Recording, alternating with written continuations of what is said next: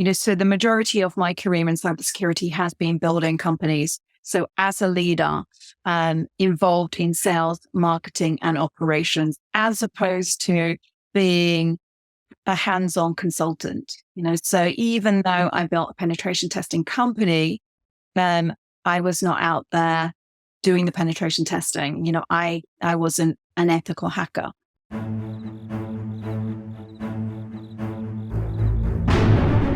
Welcome to the Risk Never Sleeps podcast, in which we discuss the people that are protecting patient care. I'm Ed Gaudet, the host of our program, and today I'm pleased to be joined by Jane Frankland, award-winning tech and cybersecurity leader. Welcome, Jane. Thanks, Ed. It's so good to be here. Yeah, thank you. Yeah, no, it's good to have you too. And you've got such an impressive background. You're in the process of founding a couple of different programs. You have the Source platform for women, which I'd love to hear more about, as well as Insecurity Movement, and you've written a manifesto. So yes, yeah, I'd love to hear about that too. So why don't we dig into it? Tell us about your background. Well, my background isn't tech, so I've been in cybersecurity for over 25 years. It's ages, such a long time. And I came into it like most people, my age, by accident. So I think I've yet to meet someone who actually started their career in cybersecurity like me. So I came into it from having had a degree in art and design, and I met a guy, fell in love. He was looking to start a new business. I was looking for a new challenge, had gone into sales, and like I said, I was looking for a new challenge. And he said, shall we just start a business in IT? And I said, yes, that sounded like fun. He said, you know what you're getting yourself into, don't you? And of course, like being in your 20s, of course, you're going to say yes. Of course I do. Didn't have a clue really. But went into IT, and they were looking at the market. There were only two kind of aspects that really excited me. One was artificial intelligence, and the other was security, IT security, information security, as we used to call it then. And AI was far too new then. So we started this company, led with security, and the rest is just kind of history. So that's kind of how I got into it, and have stayed in it. Yeah, so I'm sure you have a bunch of stories. Have you ever done any work in healthcare specifically? No, I haven't done any work in healthcare, but I have been connected to others who have. So maybe directly. So yeah. And so talk to us about some of those insights that you've learned over the years of being in cyber, and sort of the evolution of it. I read your white paper on, I think you wrote it in 2008, about bringing cyber, the security aspects of the program sooner in the process around procurement. And I thought that was actually so spot on. And yeah, security through procurement. Yeah, it's it's often missed. I mean, yes, I have seen quite a lot of change, over the years. It's exciting. So I've got bored of it at times, being completely frank. There was a period where I kind of lost interest in it. It almost like flatlined. And I think it's because I really like a challenge. I like something that is dynamic, something that is innovative. So I'm probably an innovator at heart. And I felt like things weren't changing. It had just got a bit dull and boring. So when I came into security, it was already new. Lots of organizations didn't even have a website. Email security was new. Websites were new. And they're really, it was quite basic then, the early days. Like I said, went through the years, flatlined a little bit, became a little bit boring because there wasn't the change. We were still having the same issues. But I don't think technology had actually evolved that much. And then of course we had this like massive kind of leap, and things just became so much more interesting. Things like having more of a focus, I think, on the human element. That's key. is of huge interest. So the majority of my career in cybersecurity has been building companies. So as a leader, involved in sales, marketing, and operations, as opposed to being a hands-on consultant.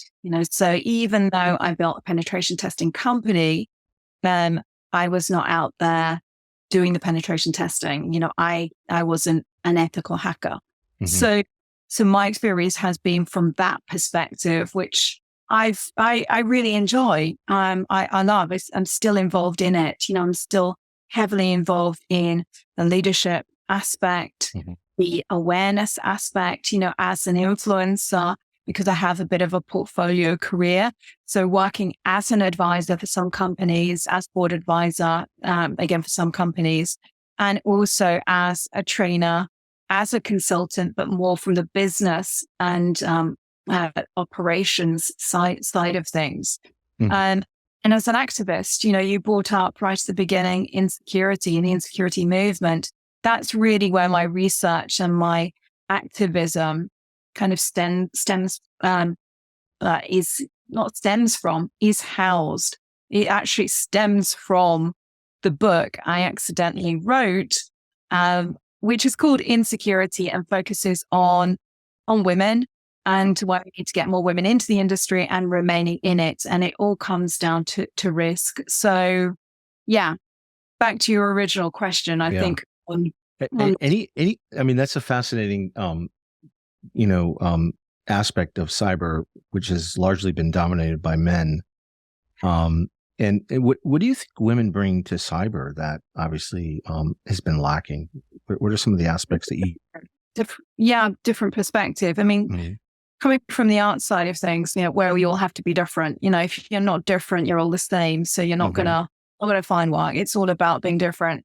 And certainly when we look at cybersecurity, women do bring a fresh perspective. They see things in different ways because men and women are different to one another. And kind of where we are now, there's a lot of sensitivity around that, I think, about the different sexes and the different genders. And but you can't get away from the fact that we are different. We're different to one another, and that is good. So we see things in a different way. We operate in a different way. There is the whole nature and nurture argument, but, by and large, we do bring a different perspective to the industry. And I think what's really interesting is the World Economic Forum has been tracking this for years. And when you actually look at the risks, the threats, and you actually drill down on some of the data points and you look at gender, you can see the difference between how men and women view the threats that are out there. So for me, it's like, okay, you're onto something here. And so when you get different perspectives, on risk, then you get a better perspective on it. Yeah, you get more visibility, you get more transparency typically. You do. And I love the human element you mentioned earlier, which I expect women are probably better at understanding and bringing to the surface because of the empathy that's required there. And any thoughts in that area that? Possibly. I think it depends on the person. It's really easy to kind of generalize, and say, going to be better at those soft skills side of things. I like to look at data, and data will tell us, that women typically tend to have higher emotional intelligence than men. But it's just being so careful about how we're talking about these things. And so, yeah, that's just my viewpoint on it now, just having sensitivity around men and women. And I certainly did that in the book, so using language like typically or generally. And where can folks find your book? Is it, I assume, Amazon or? Yeah, it's distributed by Amazon. If anyone wants a bulk order, then come and see me. You don't have it handy there to hold up, do you? I don't know. No. I should have asked you ahead of time. Sorry about that. No, it's down by my feet somewhere, but I would literally have okay. to Yeah. No worries. So to the listeners, check out Jane's book. It sounds really fascinating. And so when you think about the human element of cyber, what are some of the, top mistakes organizations make there? Well, awareness. It's being aware of it. So clicking on links, thinking that no one is going to want to hack them. Mm-hmm.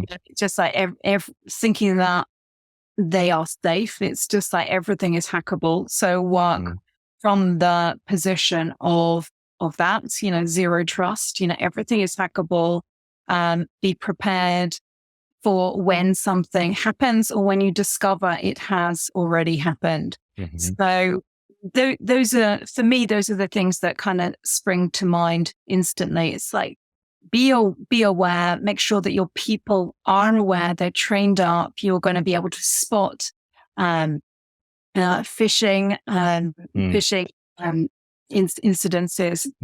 Yeah, and if it looks wrong, it probably is wrong, right? If it looks like there's a problem, leverage your intuition to don't click on it. Like if you absolutely, and also it's like from a security perspective, a security leader perspective, make sure that you are available for your people. Make sure the awareness is in the company, and that you're accessible as opposed to not being, because then you're only going to build your security, your protection in your company by working on from the perspective that everyone in the organization is a member of the team.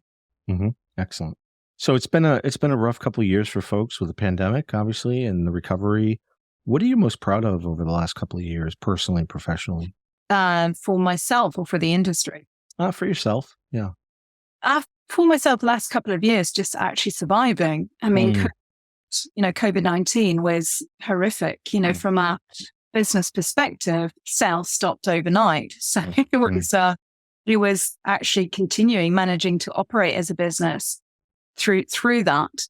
During that particular time, I continued with my business. I also did a couple of roles, almost as a fractional worker with some organizations. One of those was with Accenture as a managing director. So it's really weird to think that you could go into that in that way. But that was a huge challenge to go into Accenture operating as a managing director during COVID, and building a business, and impacting the team, in that way. So yeah, I mean, continue with my business, going into Accenture and going into another organization, to help with their business and lead that. I'm really proud of. Done some more research during that time as well through the Insecurity Movement, which has been quite exciting. I've also been working with some fantastic people as trainees and interns. That's also been really rewarding. Mm-hmm. Excellent. If you weren't doing this job, what would you be doing? What are where your other passions lie? Photography and yeah. So those two things, I'm so kind of still more on that design, that art front. But also the other thing I was thinking fairly recently, actually, is the analyst. As an analyst, that's quite an interesting career profession. And I actually think, knowing about it now, had I known about it earlier on in my career, that could have been a fantastic route to kind of go down. Like with the Gartner Group or Forrester? One of those. Yeah, because you're using your skill, or I would be using my skills as a communicator, as a researcher, and I enjoy both of those aspects, so helping people, solving problems, communicating, and researching. So I noticed the photos in the background. Is that your work? It's not actually, no. Oh, okay. Icelandic artist. Yeah. Icelandic. Okay. All right. Are you a Diana Arbus fan? No, I don't know who she is, but I will go. Oh, okay. She's the 60s or 50s, 60s photographer. Thanks. All right. So if you could go back in time, what would you tell your 20-year-old self? Don't be so trusting. Yeah. Don't be so trusting. Don't leave your former business partner in control of your business. Yeah. Sounds like there's a big story there. Yeah, Yeah. there is a story there. I Yeah. don't actually go into it. No, of course. No, we won't go there. Yeah. But yeah, don't be so trusting. Yeah. Don't be so trusting. Don't leave your business partner in charge of a fantastic business that you'd built. Yeah. And probably to not work so hard, actually, so that I could actually have more of a life. So be more present for my children. Yeah. And enjoy more of life as opposed to it being like pure work, So I've been an absolute work horse, a work slave, even as a business owner. So I worked for my business as opposed to my business working for me during, like the past 25 years. So yeah. I can relate to that. With more of a life, More of a life. Yeah. It's, I think that's one thing the generation now has figured out. They're definitely prioritized having a life versus having a job, or they're better at it, and they're much better at it. Yeah, well, healthy. Yeah, I'm trying to learn from I have 3 daughters. I'm trying to learn from them about that. They teach you so much. I think if you're open to it, my kids, I've got 3. They teach me so much. Yeah, exactly. Hardest lesson in your life or in your career? Oh, hardest lesson. I've been like loads. Hardest lesson was probably moving on from my first security business. Mm-hmm. Yeah, picking myself up after that. I didn't see that one coming. And there was a lot of trust wrapped around that. I went into that business with a boyfriend who became, my business partner. We had 2 children together, and Yeah. Okay. So I'd be remiss if I didn't ask you this question, because this is the Risk Never Sleeps podcast. What is the riskiest thing you've ever done? Probably going into business. Really?